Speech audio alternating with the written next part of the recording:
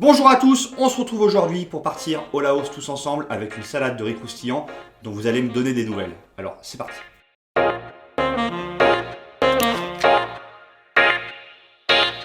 La salade de riz croustillant laotienne, ça s'appelle, je crois, Nem Trade en laotien, mais j'avoue que mon accent est sûrement très mauvais.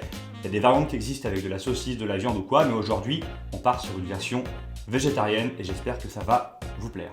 Pour les ingrédients de la recette, vous allez avoir besoin de riz thaï, vous allez avoir besoin de curry rouge, de coco, d'échalotes, de sauce soja, de citron vert, d'œufs, le jaune et le blanc, les cacahuètes, de la salade, de l'huile de friture et au niveau des herbes aromatiques, c'est un peu comme vous voulez. Aujourd'hui, on a mis coriandre et menthe.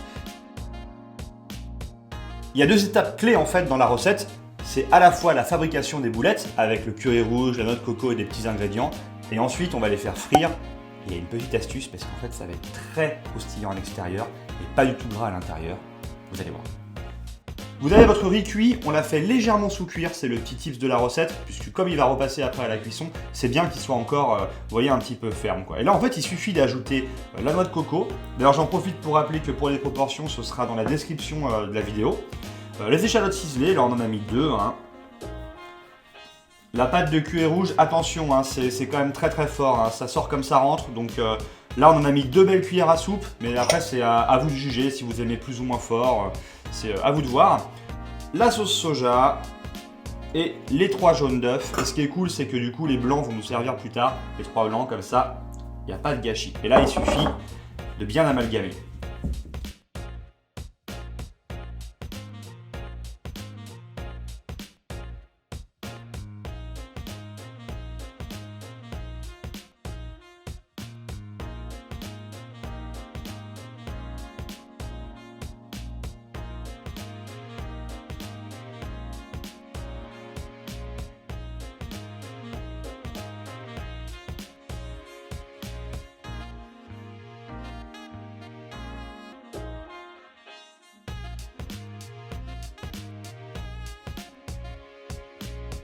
On va passer à la cuisson des boulettes, donc il faut mettre une huile à peu près à mi-hauteur pour les boulettes, donc ça fait quand même pas mal.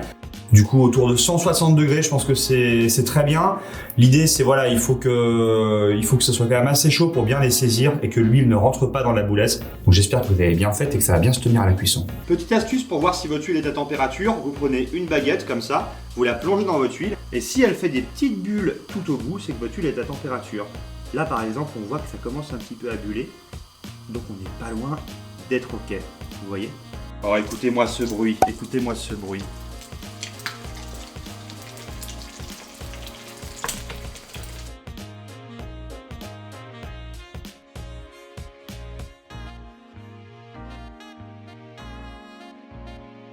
Vous voyez, c'est gras, mais c'est pas non plus tant abusé.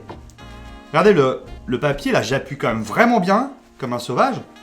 Et vraiment, l'huile n'a pas pénétrer dans la boulette. Les boulettes sont préparées, les boulettes sont cuites, les boulettes sont jolies. Et là, un moment un petit peu scandale de la recette, mais pourtant c'est ça l'intérêt. On va toutes les détruire. Du coup, on les émiette grossièrement. Regardez, c'est pas du tout gras à l'intérieur, hein, c'est resté vraiment nickel. Ah, ça croustille. Ah, c'est vraiment très satisfaisant. C'est assez satisfaisant comme ça de démolir un si joli travail, mais je vous jure que vous allez kiffer. Après, vous pouvez les laisser entières si vous voulez, hein. Mais ça se mange pas comme ça dans la recette traditionnelle. Là, vous avez écrasé vos boulettes, c'est hyper cool.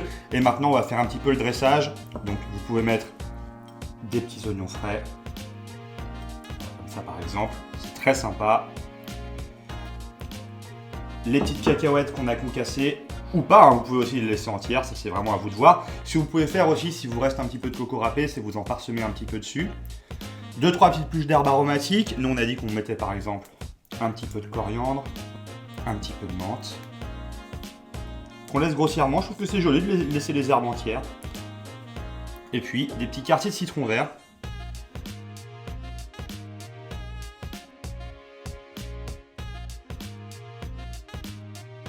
Et pour la dégustation, vous prenez une jolie feuille de laitue. C'est pour ça que c'est important d'en avoir des assez larges parce qu'en fait on va un petit peu les remplir comme ça avec du riz croustillant.